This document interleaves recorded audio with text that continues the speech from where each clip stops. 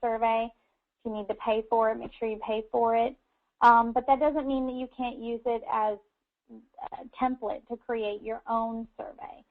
So the best way about that is just to go on the internet and look for some examples and then create your own survey. All right, and we'll use this as our last question.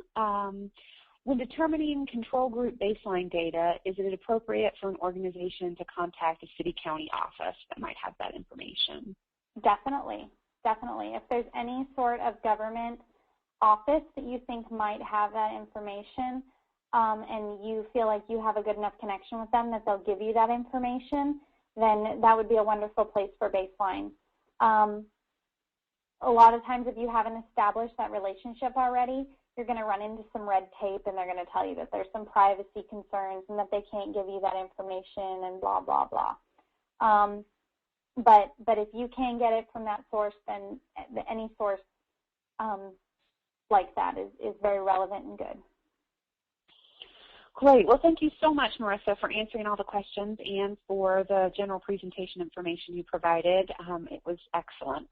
As I mentioned earlier, we will be sending out a link either this afternoon or first thing tomorrow morning that includes a link to the PowerPoint slides and the recording.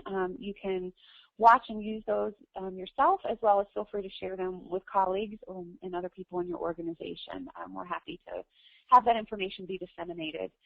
Also, if you've got questions, Scott and John's information is here on the screen.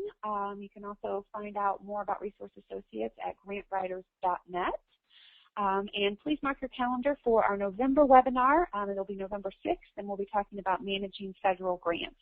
So watch your inbox in the coming weeks for information on how to register for that as well. And my last